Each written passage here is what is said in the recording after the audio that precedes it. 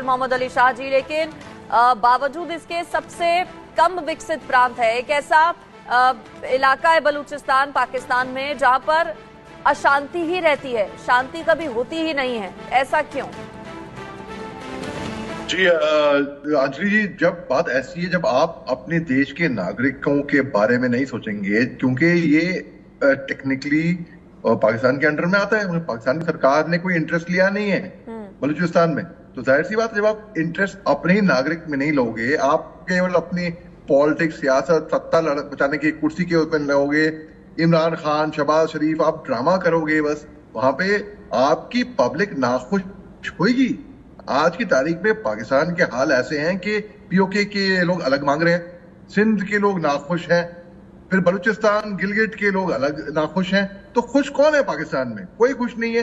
जो कांटों के ताज पहन के वहां के जो वजीर आजम, वहां के जो प्रेसिडेंट कहने के लिए तो है, लेकिन अल्टीमेटली ग्राउंड रियलिटी उनकी क्या है सब दुनिया जानती है।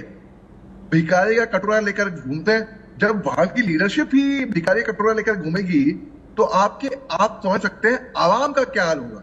तो जाहिर सी बात है, जब ये आवाम का हाल है और वो इन्फेक्शियस है, वो कंटेजियस है, अगर एक नेगेटिविटी वहां पे फैलती है, हर कोई नेगेटिव हो जाता है। तो बस बात से बहुत सिंपल है कि इसीलिए ही पाकिस्तान में कोई भी खुश नहीं है।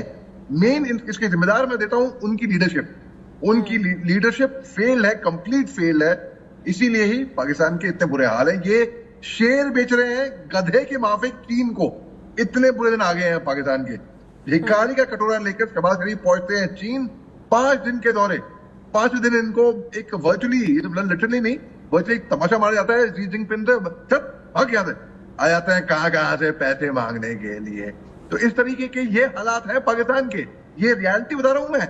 लोगों को मना करेगा कि वो जिन्होंने बाघ शेर बेचे हैं गधे के मावे, हकीकत में बेचे हैं। इतने बुरे दिन आ गए। इमरान खान ने तोशाखाना केस, इमरान खान का घड़ियां, अरे तोहफे में घड़ियां, महंगी घड़ियां दी हैं। कितने इतने बुरे दिन आ गए क्या वहां की?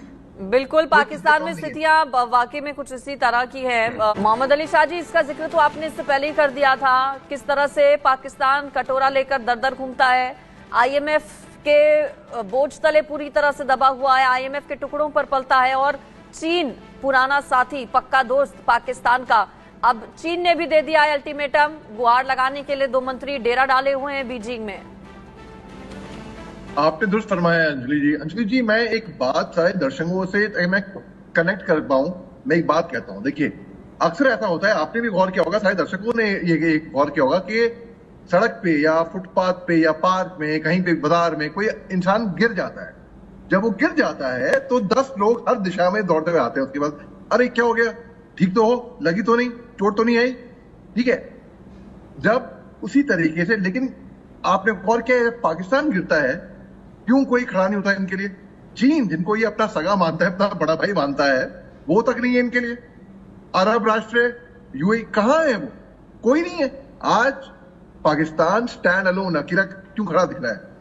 आज से तकरीबन 2-1 साल पहले जब श्रीलंका पे नौबत आई थी, हिंदुस्तान पहला मुल्क था जिन्होंने $2.8 बिलियन का एड भेजा था श्रीलंका पे, और सारी दुनिया खड़ी हुई थी श्रीलंका के साथ में उस टाइम पे। पाकिस्तान के साथ तो भाई कोई भी नहीं है। उल्टा इनको तमाचा मिलता है, इनको ह्यूमिलेशन मिलता है। इतने बेशर्म है, फिर भी ये अपने सबक सीखते नहीं है। अब आपको मैं बताता हूं, देखिए, 2 मुल्क जिन्होंने अपना सफर, मैं ये नहीं कहूंगा पैदाइश तो हिंदुस्तान की तो पहले हो चुकी थी, लेकिन अपना सफर साथ में शुरू किया, पाकिस्तान और हिंदुस्तान। मैं तुलना नहीं कर रहा हूं, कोई तुलना है ही नहीं, मगर आपको बता रहा हूं कि आप देखिए 1950 में पाकिस्तान ने IMF ज्वाइन किया, इंटरनेशनल मॉनेटरी फंड। ये देखिए कि भाई उनका नेचर ऑफ इकोनॉमी गिर रही थी, पैसे नहीं थे, गरीबी आ रही थी, तो एक इंश्योरेंस के तौर पे कि हम सेफ रहेंगे। 1951 में इनके पहले वजीर आजम लियाकत अली खान का असैसिनेशन हो जाता है। लेफ्टिनेंट कर्नल फैज अहमद फैज, जो कि गढ़वाल रेजिमेंट में थे, गढ़वाल राइफल्स में, वो ब्रिटिश इंडियन आर्मी में थे, इनको वहां से एक्साइल, इनको भेज देते हैं यूगोस्लाविया, वहां पर इनका देहांत हो जाता है। पाकिस्तान धीरे धीरे इतने कर्जे मांगे हैं IMF से और इतने बार डिफॉल्ट किया है। हिंदुस्तान ने भी कर्जा लिया है IMF से, ऐसी बात नहीं है, लेकिन हमने जिम्मेदारी से, अच्छे से, अपनी पूरी जिम्मेदारी से वापस किया है। कोई हम कसर नहीं छोड़ी हमने कहीं पे भी, और क्योंकि हमारे में एक वो खुदारी है, एक खुलूस है हमारे अंदर। पाकिस्तान में ऐसा बिल्कुल भी नहीं है। अब पाकिस्तान क्या है कि जब उसके बाद फिर आप देखिए, जब बेनजीर भुट्टो की गवर्नमेंट आई या नवाज शरीफ की गवर्नमेंट आई, तो इनकी इकोनॉमी और कुछ ज्यादा फ्लक्चुएट हुई बिल्कुल, थी, काफी सरकार ज्यादा। वहां पर कोई भी रही हो, सत्ता में कोई भी रहा हो, लेकिन स्थितियां इसी तरह की पाकिस्तान की शुरुआत से ही रही हैं। माथुर सर, मेजर मोहम्मद अली शाह जी, आप दोनों का बहुत शुक्रिया इस पर मेरे साथ जुड़ने के लिए, चर्चा में शामिल होने के लिए।